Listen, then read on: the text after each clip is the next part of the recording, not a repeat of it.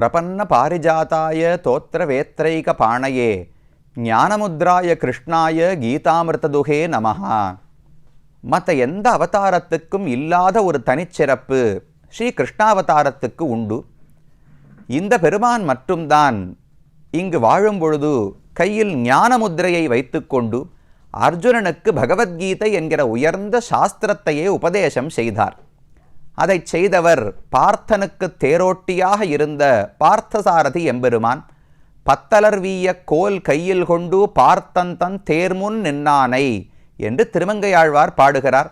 விற்பெருவிழவும் கஞ்சனும் மல்லும் வேழமும் பாகனும் வீழச் செத்தவந்தன்னை புறமெறி செய்த சிவனுரு துயர்களைத் தேவை பத்தலர் வீய கோல் கையில் கொண்டு பார்த்தந்தன் தேர்முன் நின்னானை. கண்ணன் கையில செங்கோல் பிடிக்க வேண்டியவர் தானே. எப்பேற்பட்ட அரசனாக உலகத்துக்கே சுவாமியாக இருக்கக்கூடிய துவாரகாதீசனான கண்ணன் கையில் இருக்க வேண்டிய செங்கோலை வைத்துவிட்டு தேரோட்டியாக கையிலே சாட்டையை பிடித்து கொண்டாரே. கோல் கையில் கொண்டார், சாட்டையையும் கோலையும் வைத்து தேரோட்டத் தொடங்கினார் பகவான். பார்த்த சாரதி என்கிற பெயரோடு அழகாக திருநாங்கூர் திவ்யதேசங்களுக்கு நடுவிலே நாம் இருக்கக்கூடிய திருப்பார்த்தன் பள்ளி என்கிற ஊரிலே காட்சி அளிக்கிறார். 4 தோள்களோடு கூடின பார்த்தசாரதி எம்பெருமான். திருவல்லிக்கேணியில 2 தோள்கள், இந்த ஊரிலே 4 தோள்களோடு பகவான் காட்சி அளிக்கிறார். அந்த மூலவரை தரிசித்துக் கொண்டோம். அதோடு கூட பிராகாரத்தில் சுத்தி வந்தோம் என்றால் தனிக்கோவில் நாச்சியார் பிராட்டியினுடைய சந்நிதி இருக்கிறது. பிராட்டிக்கு தாமரை நாயகி என்று ஒரு திருநாமம், கமலவல்லி என்று சம்ஸ்கிருதத்திலே திருநாமம். தாமரை கமலம், அதை உடையவளானபடியாலே கமலவல்லி தாயார். இதுவும் ஒரு ஏற்றம் தானே. குருக்ஷேத்திரத்தில் கண்ணன் இருக்கும்போது பார்த்தசாரதி எம்பெருமானோடு ருக்மிணி பிராட்டி கூட இருக்கவில்லை. 16,108 மனைவிமார்கள் இருக்கலாம். ஆனால் எங்குமே எந்த பிராட்டியுமே அந்த குருக்ஷேத்திரத்தில் அருகிலே இருக்கவில்லை.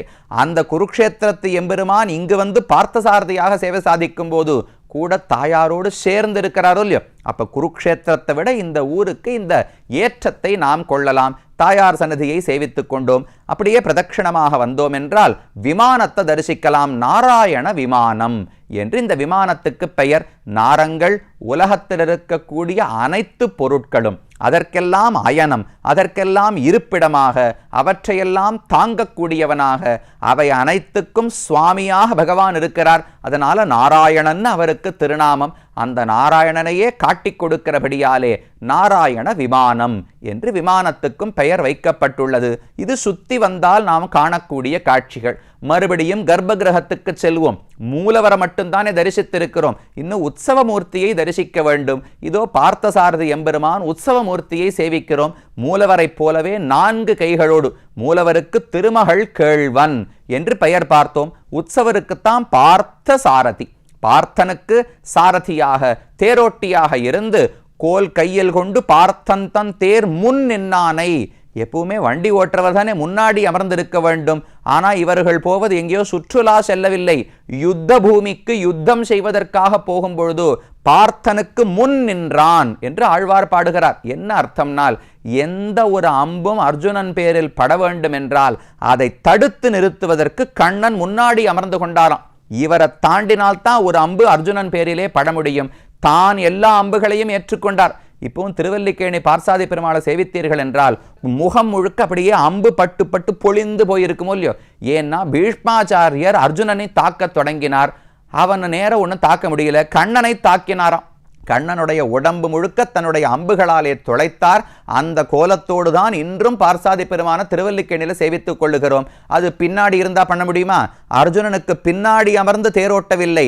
அர்ஜுனன் பக்தனை ரட்சிப்பதற்கு முன் நின்று அவன் ஏற்க வேண்டிய அம்புகளையெல்லாம் தான் பகவான் ஏற்றுக்கொண்டாரோ இல்லையோ. அந்த பார்த்தசாரதித்தான் உற்சவராக இருக்கிறார். 4 கரங்களோடு அபயஹஸ்தம் கதாஹஸ்தத்தோடு சங்க சக்கரங்களை ஏந்திக் கொண்டு உற்சவமூர்த்தியை சேவித்துக் கொள்ளுகிறோம். இவர் கண்ணன். அப்படியே கண்ணன் அகர்த்தி பார்த்தீர்கள் என்றால் அதே ஆசனம், ஒரே ஆசனத்தில் ஒரு கண்ணனை சேவிச்சோமா, அப்படியே பக்கத்தில் ஒரு ராமனும் உற்சவராக இருக்கிறார். இந்த உற்சவருக்கு கோலவில்லி ராமன் அழகான கோலம்னா அழகு, வில்லி வில்லை கையிலே பிடித்தவர், அழகான வில்லை சார்ங்கத்தை கையிலே பிடித்தவனான ராமன் மற்றொரு உற்சவமூர்த்தி. அவரும் அபயஹஸ்தம் கதாஹஸ்தம் சங்க சக்கரங்களோடு கூட வில் அம்பையும் பிடித்து கொண்டிருக்கிறார். அப்போ ஒரே சிம்மாசனத்தில் கண்ணனை சேவிக்க போறோம் நினைச்சிட்டு வந்தோம்னால் பார்த்தசாரத்தையும் சேவிச்சுக்கலாம், பக்கத்திலேயே ராமனையும் சேர்த்து சேவித்துக் கொள்ளலாம். 2 பேருமாக இந்த ஊரிலே உற்சவமூர்த்தியாக காட்சி அளிக்கிறார்கள். அது இங்கு இருக்கக்கூடிய மற்றொரு சிறப்பு. இந்த திருத்தலத்திலேயே வருண பகவான் வந்து தவம் செய்ததாகவும் அவருக்காகவும் பகவான் பார்த்தசாரதியாக காட்சி அளித்தார் என்று புராணங்கள் சொல்லுகின்றன. இதெல்லாம் இந்த திருத்தலத்தினுடைய பெருமைகள். முதல்ல கீழே புஷ்கரணி பார்த்தோம், கட்க புஷ்கரணி, விமானம் நாராயண விமானம், பெருமான் திருமகள் கேழ்வன், உற்சவர் பார்த்தசாரதி, பக்கத்துல கோலவில்லி ராமன், தனிக்கோவில் நாச்சியார், கமலவல்லி தாமரை நாயகி தாயார், தனியா ஒரு சன்னதியில கீதோபதேசம் நடக்கும் முறையில் கண்ணனும் அர்ஜுனனும் எழுந்தருளி இருக்கிறார்கள். இதெல்லாம் இந்த கோயிலினுடைய சிறப்பு. திருமங்கையாழ்வார் இந்த பெருமானை சேவிப்பதற்காக வந்தார். அவர் 10 போஷரங்கள் இந்த பெருமானுடைய பெருமையையும் இந்த ஊர் பார்த்தன்பள்ளி பார்த்தன்பள்ளி என்று திரும்ப திரும்ப குறிப்பிட்டு அந்த அர்ஜுனனுக்காக வந்த ஊர் இந்த பெருமானுடைய பெருமையை என்னவென்று சொல்லுவது என்று பாடுகிறார். ஆனா ஆணாக பாடவில்லை. கீழே பல பாசுரங்கள் ஆணாக பாடின பாசுரம் பார்த்தோம் இல்லையோ, இந்த 10 பாசுரங்கள் இந்த பெருமானை பார்த்த உடனே ஆழ்வாருக்கு ஆண்மை போய் பெண்மை வந்து விட்டது. ஒருத்தர் ரொம்ப அழகா இருந்தா பார்த்த உடனே நம்மையே ஒரு பெண்ணா கற்பனை பண்ணிக்கலாம் இல்லையோ, இவரை கல்யாணம் பண்ணிக்கணும்னா பெண்ணா கூட பிறந்திருக்கலாம் போல் இருக்கு என்று திருமங்கை ஆழ்வாருக்கு தோன்றியது. அப்ப பெண் பாவனையில், அதுவும் பெண்ணுனா காதலியாக பாடவில்லை, காதலி மயக்கம் போட்டு விழுந்திருக்கா, அவளுடைய பெருமைகளை தாயார் பாடுகிறாள். திருமங்கையாழ்வாரையே ஒரு பெண்ணா நினைச்சுக்கோங்க. அந்த பெண்ணு கண்ணனை காதலிக்கக்கூடிய பெண் அல்ல, கண்ணனை காதலிக்கும் பெண்ணினுடைய தாய் தன்னுடைய மகளை பற்றி பாடக்கூடிய பாசுரமாக அமைந்திருக்கிறது. கவளையானை கொம்புசித்த கண்ணன் என்னும் காமரசீர் குவளமேகம் அன்னமேனி கொண்டகோன் என் ஆனை என்னும் தவளமாட நீடுநாங்கை தாமரையாள் கேழ்வன் என்னும் பவளவாயாள் என் மடந்தை பார்த்தன்பள்ளி பாடுவாளே என் மடந்தை. என்னுடைய சிறு பெண், அவளுக்கு இன்னும் வயசு பெருசா ஆகல, அவளுக்கு நல்லா புடவை உடுத்திக்க கூட தெரியாது, உலகத்துல நல்லது தீயது கூட தெரியாது, பட்டுடுக்கும் அயர்த்திறங்கும், அவளுக்கு வயசே ஆகவில்லை. ஆனால் பார்த்தன்பள்ளி பாடுவாளே, எப்பவுமே பார்த்தன்பள்ளி பார்த்தன்பள்ளினே சொல்லிட்டு இருக்கா. அந்த பெருமான் கண்ணனுடைய பெருமையே பாடிக்கொண்டிருக்கிறாள். கவளையானை கொம்புசித்த கண்ணன் என்னும் கவள யானை, குவலையாபீடம் என்கிற யானை கண்ணனை கொல்வதற்கு வந்ததே, அதன் பந்தங்களை முறித்து பகவான் கொன்று விட்டார். அந்த கண்ணன் என்றும், என்றும்னா என் பெண் இப்படி சொல்லுகிறாள் அர்த்தம். கவளையானை கொம்புசித்த கண்ணா அப்படின்னு அந்த பெண்ணு சொல்றாளாம். காமரசீர் குவளைமேகம் அன்னமேனி கொண்டகோன் என் ஆனை என்னும். அடுத்தது காமரசீர் கொண்டகோன், அழகான ஆசைப்படத்தகுந்த கருப்பான மேகத்தை போன்ற திருமேனி உடையவன் என் ஆனை, எனக்கு யானைன்னு தெரிவிக்கிறாளாம். பகவான ஒரு யானையாக அந்த பெண் பார்க்கிறாள். யானைன்னு சொன்னாலே ஒரு பெருமிதம், ஒரு பெருமை தெரியுமோ இல்லையோ, இவ்வளவு பெரிய பிராணி யாரு சட்டுன்னு அசைத்து விட முடியாது, அந்த பிராணியை அவசரப்பட்டு அசையாது, அந்த பெருமை உண்டு. ஆனை என்னும் தவளமாடம் நீடு நாங்கை தாமரையாள் கேழ்வன் என்னும். அழகான தவள மாடம், தவளம்னா தூய்மையானது வெண்மையானதுன்னு அர்த்தம். வெள்ளையான அழகான மாட கோபுரங்களாலே சூழப்பட்ட நாங்கூர், அந்த நாங்கூருக்குள்ளே தாமரையாள் கேழ்வன் என்று நேர இந்த பெருமானுடைய பெயரை சொல்லியே ஆழ்வார் குறிப்பிட்டு மங்களாசாசனம் செய்கிறார். தாமரையாள் கேழ்வன் என்னும் பவளவாயாள், என்னுடைய மடை. இது பகவானை பத்தி சொல்லல, என் பெண்ணும் ஒன்னும் சளைத்தவள் கிடையாது, பகவானுக்கு மட்டும்தான் அழகுன்னு நினைக்காதீங்கோ. என் பெண்ணுக்கு பவள வாயாள், அழகான சிவந்த வாயை உடையவள். பகவானுடைய அதரம் வாய் எவ்வளவு அழகா இருக்குமோ அதையே விழாக்கொலை கொண்டு விழுங்கும்படிக்கு என் பெண்ணுக்கு அழகுண்டு. பவளவாயாள் என் மடந்தை பார்த்தன்பள்ளி பாடுவாளே, அந்த பெருமானையே பாடிக்கொண்டு பொழுதுபோக்குகிறாள். இவளுக்கு அதை தவிர உலகத்தில் எதிலும் ஆசை இல்லை. இந்த பெண் ஒண்ணுமே பண்றது கிடையாது. கண்ணா ராமா பார்த்தன்பள்ளி எம்பெருமானேன்னு பாடிக்கொண்டிருக்கிறாள். உலகமேத்தும் ஒருவனென்னும் ஒன் சுடரோடு உம்பர் எய்தா நிலவுமாழி படையனென்னும் நேசனென்னும் தென் திசைக்கு திலதமன்ன மறையோர் நாங்கை தேவதேவன் என்றென்றோதி பலருமேச என்மடந்தை பார்த்தன்பள்ளி பாடுவாளே. என்னென்ன சொல்றார் பெருமான திருமங்கையாழ்வார், எப்படியெல்லாம் பெண்ணாக பாடுகிறார்னு தாய் சொல்லுகிறாள். உலகமேத்தும் ஒருவன் என்னும், உலகமே ஏத்தக்கூடிய, ஏற்றுதல்னா கொண்டாடுவதுன்னு அர்த்தம். உலகமே சேர்த்து கொண்டாடக்கூடிய பகவான், நான் காதலிக்கக்கூடிய கண்ணன். ஒன் சுடரோடு உம்பர் எய்தா நிலவும் ஆழிப்படையன் என்னும். நிலவும் ஒத்தருமே அடைய முடியாது. தேவர்களால கூட அந்த பெருமானை அடைந்து விட முடியாது, அறிந்து கொள்ள முடியாது. ஆழிப்படையன், கையில சக்கராயுதத்தை பிடித்த ஒப்பற்ற பெருமை உடையவன் என்று என்னுடைய பெண் சொல்லுகிறாள். நேசன் என்றும், நேசன்னா எங்கிட்ட எவ்வளவு அன்பு, அவர் நித்தியசூரிகளுக்கெல்லாம் தலைவர், அவரை பார்க்க முடியுமான்னு தேவர்களெல்லாம் காத்திருக்கிறார்கள். ஆனால் அவர் யார்கிட்ட தெரியுமா, எங்கிட்ட அன்பு வச்சிருக்கார். தேவர்களிடத்துல கூட அன்பு உண்டான்னு தெரியாது. நேசன் என்னிடத்துல எவ்வளவு பாசம் வச்சிருக்கார் தெரியுமா, எனக்காக வந்து பார்த்தன்பள்ளியிலே இருக்கிறார். தென் திசைக்கு திலதமன்ன மறையோர், தென் திசைக்கு தெற்கு திசைக்கே ஒரு திலக்கம், ஒரு ஆபரணம்னு சொல்லும்படிக்கு திருநாங்கூரிலே வந்து பகவான் இருக்கிறார். தேவதேவன் என்று ஓதி, அவன் தேவதேவன், அவன் சாதாரணப்பட்டவன் நினைக்காதே, தேவதேவன். இதெல்லாம் சொன்னாலும் இல்லையோ, இவ்வளவுதான் என்றென்று ஓதின்னு இருக்கு. அவ சொல்றது 50-100 சொல்றா, என்னால அத்தனையும் சொல்ல முடியவில்லை. அவ சொல்றதுல பாதி முணுமுணுமுணுன்னு சொல்றா, மயங்கி போயிடுறா.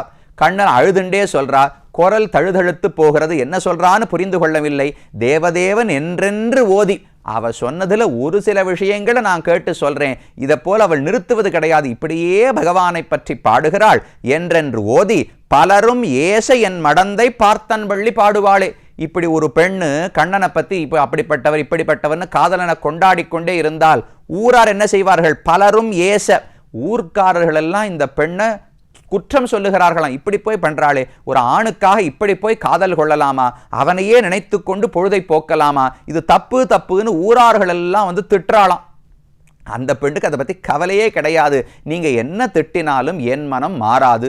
பலரும் ஏச என் மடந்தை பார்த்தன்பள்ளி பாடுவாளே என்று தெரிவிக்கிறார். கடைசி பாட்டு, கூறுகொள் நல்லவேல் கலியன் கூறுதமிழ் பத்தும் வல்லார் ஏறுகொள் நல்ல வைகுந்தத்துள் இன்பம் நாளும் எய்துவரே. இந்த 10 பாசுரங்களை சொல்லி இந்த பெருமானிடத்தில் பக்தியோடு சேவித்தீர்கள் என்றால் கண்டிப்பா வைகுந்தத்தை அடைந்து நாளும் இன்பம் எய்துவர். இந்த ஊர்ல ஒரு நாள் இன்பம் வரும், அடுத்த நாள் துன்பம் வந்துடும். ஏன், ஒரு நாள் இன்பம் வந்தா 10 நாள் துன்பம் தான் வரும். வைகுந்தத்துக்கு போனா நாளும் இன்பம் எய்தலாம் என்று பலஸ்ருதி சொல்லி முடிக்கிறார். அப்பேற்பட்ட கண்ணனையே நாம் காணக்கூடிய இடம் பிள்ளைப்பெருமாளையங்கார் 108 திருப்பதி அந்தாதியிலே கூறுகிறார்.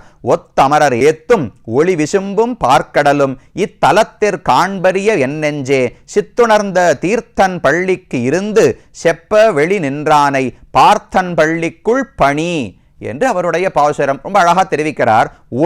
ஒத்துனா ஒன்று கூடி, கூட்டமாக கூடி, அமரர் ஏத்தும், தேவர்கள் எல்லாம் என்ன ஸ்தோத்திரம் பண்ணுகிறார்கள், ஒளி விசும்பும் பார்க்கடலும், வைகுந்தத்தை பத்தி ஸ்தோத்திரம் பண்ணுவாளாம், பார்க்கடலை பத்தி எல்லாரும் புகழ்ந்து பாடுவார்களாம் தேவர்கள் எல்லாம். சரி, அதுக்கு நாம போக முடியுமானால், இத்தலத்தில் காண்பரிய என் நெஞ்சே, நெஞ்சமே அந்த பார்க்கடலுக்கெல்லாம் நாம போகவே முடியாது. வைகுந்தத்தை நினைச்சு பார்க்க கூட முடியாது, எப்படி இருக்கும்னு தெரியாது. அப்ப நாம் என்ன பண்றது, பகவானை எப்படி சேவிக்கிறதுனால் கவலையே படாதே. இதோ பார்த்தன்பள்ளியில பகவான் இருக்காரே, சித்து உணர்ந்த தீர்த்தன் பள்ளிக்கிருந்து செப்ப. யாரை பத்தி சொல்றாருன்னா பிரஹ்லாதனை பத்தி சொல்றார். சித்து உணர்ந்த, சித்துனா இந்த ஆத்மா, ஆத்மாவினுடைய உண்மைத்தன்மை, நான் பகவானுக்கு தொண்டன் என்று உணர்ந்த தீர்த்தன், தூய்மையானவன் பிரஹ்லாத ஆழ்வான், சின்ன குழந்தை அவன்.